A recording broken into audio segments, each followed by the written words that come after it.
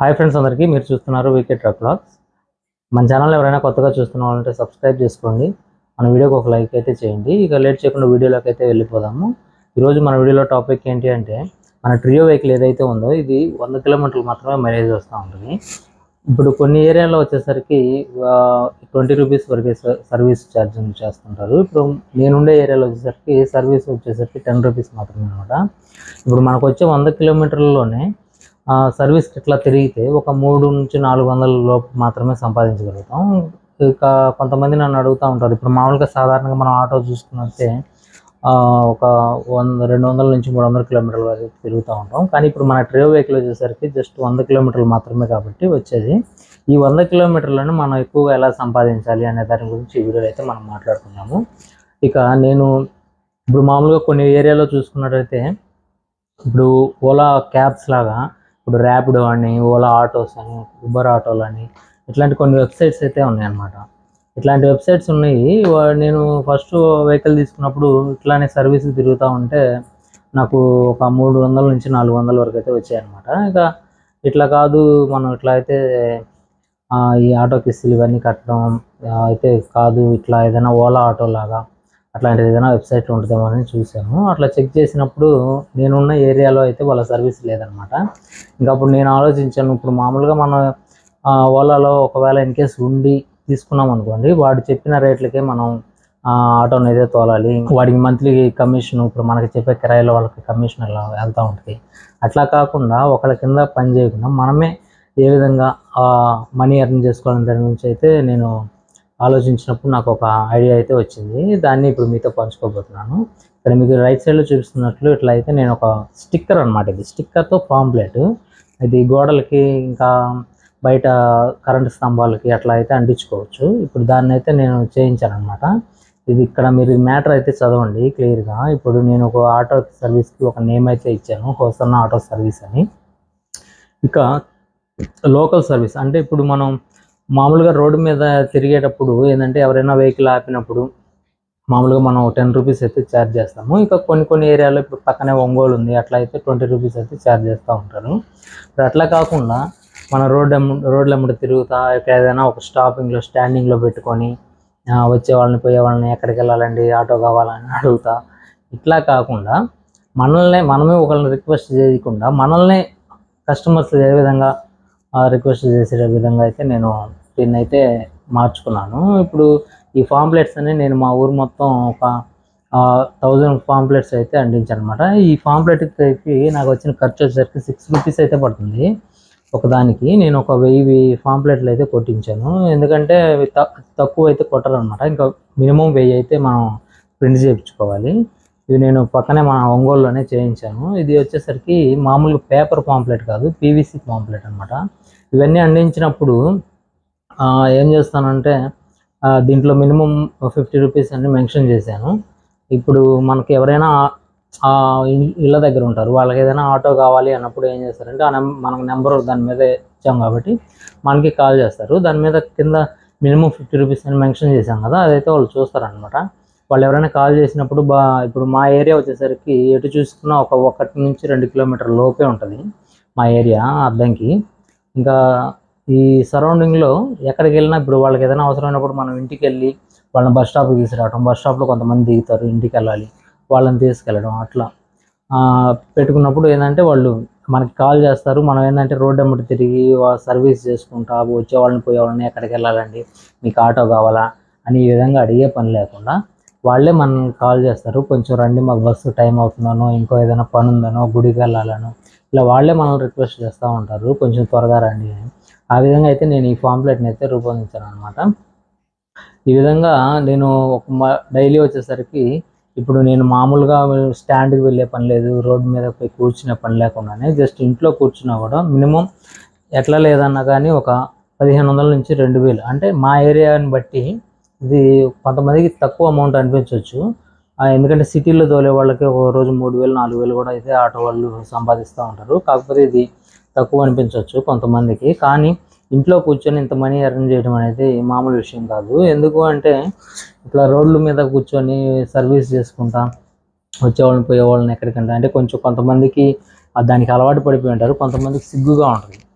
వచ్చే వాళ్ళని ఎక్కడికండి అని అడగాలంటే వాస్తవానికి నా పరిస్థితి కూడా అదే. ఇంతకుముందు నేను మోటార్ ఫీల్డ్లో లారీ ఫీల్డ్ అనమాట నాది. ఒక 1 year బ్యాక్ నుంచి ఈ ట్రియో వెహికల్ అయితే తీసుకున్నాను. మన ఛానల్లో ఫస్ట్ నా ఛానల్ స్టార్ట్ చేసినప్పుడు వీడియోస్ అన్నా మీరు చూస్తే నావన్నీ ఒక 2-3 వీడియోస్ ఏవో ఉన్నాయి లారీకి సంబంధించినవి. ఇక అప్పటి నుంచి నేను ఆ ఫీల్డ్ మానేసి మళ్ళీ మన ట్రియో వెహికల్ అయితే తీసుకున్నాను అనమాట. ఈ ట్రియో వెహికల్ తీసుకున్నప్పుడు చాలా అయితే స్ట్రగుల్ అయ్యాను నేను. ఇట్లా ఇవి వచ్చే 100 kilometerలకి సర్వీస్ చేసుకుంటా నా వల్ల కాలేదు. అప్పుడు నేను ఇదైతే ఆలోచించాను అనమాట, సొంతంగా మనమే ఏ విధంగా దీన్ని ప్లాన్ చేసుకోవాలని. ఇప్పుడు నాకు దీన్ని బట్టి మినిమం ఎంత లేదన్నా 1500 నుంచి 2000 లోపు అయితే మామూలుగా నేను ఇంటి దగ్గర కూర్చున్నా కూడా వస్తూ ఉంటాయి. ఇట్లాగా మీరు కూడా ఇప్పుడు ఈ వచ్చే 100 kilometerల్లోనే నేను ఎక్కువగా ఇంటి దగ్గర కూర్చొని కొంతమంది కొంచెం దూరంగా ఇట్లా ఒంగోలు డ్రాపింగ్ అంటే అట్లాంటి వాటికి కూడా ఫోన్ చేస్తూ ఉంటారు నాకు.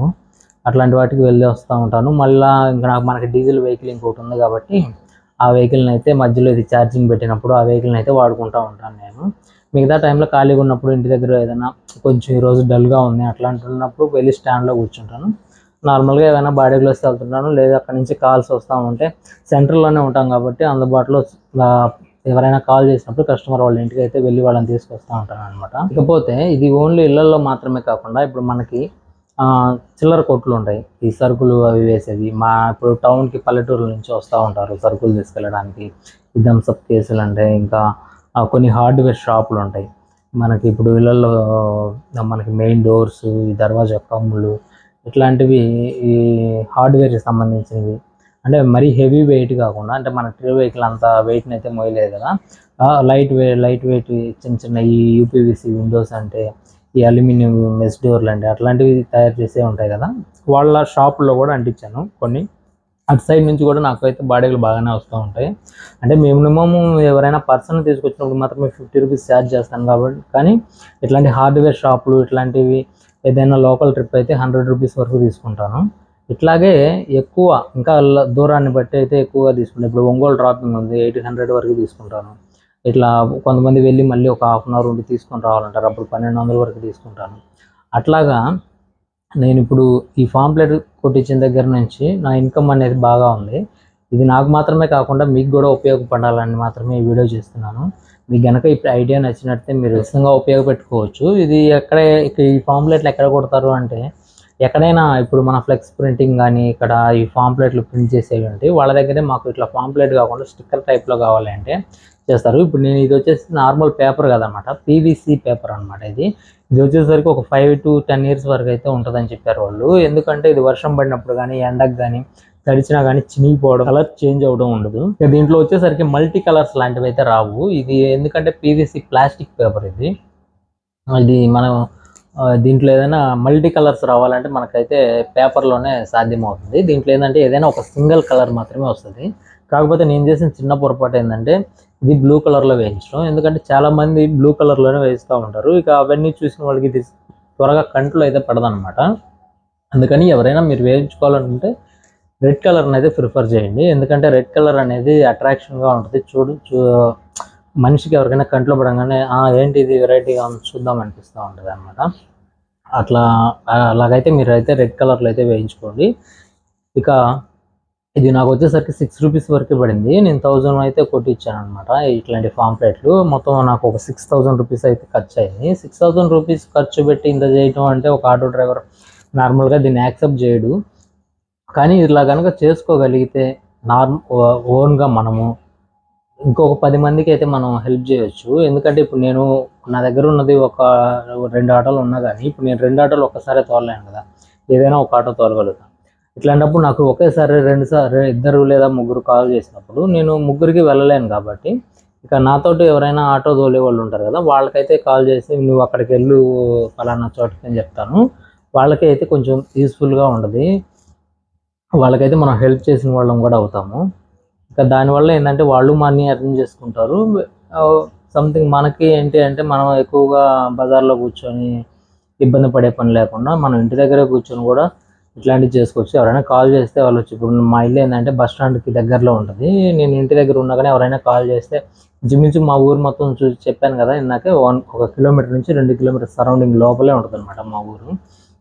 అందువల్ల నేను జస్ట్ వాళ్ళు కాల్ చేసిన 5 minutesలో ఎవరింటికైనా రీచ్ అవ్వగలుగుతాను. అందువల్ల నేను ఆల్మోస్ట్ ఎక్కువగా ఇంటి దగ్గరే ఉంటాను.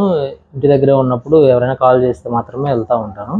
అట్లా వెళ్ళినా కూడా నాకు వచ్చేసరికి ఒక డైలీ ఒక 1500 నుంచి ఒక 2000 వరకు అయితే ఇన్కమ్ ఉంటుంది అనమాట. ఇంకా హార్డ్వేర్ షాపులు వాళ్ళు ఏదైనా దూరంగా బాడిగలు చెప్పినప్పుడు అట్లాంటప్పుడు ఇంకా ఒక్కొక్క రోజు 3000 అట్లా కూడా వస్తూ ఉంటుంది. ఈ విధంగా మీరు కూడా మన వీడియో చూసి ఇన్స్పైర్ అయ్యి మీకు ఏదైనా ఉపయోగపడుతుంది అనుకుంటే మీకు కూడా ఈ వీడియో ఉపయోగపడుతుందని మాత్రమే ఈ వీడియో చేయగలుగుతున్నాను. ఇప్పుడు నైట్ టైం వచ్చేసరికి చూడండి,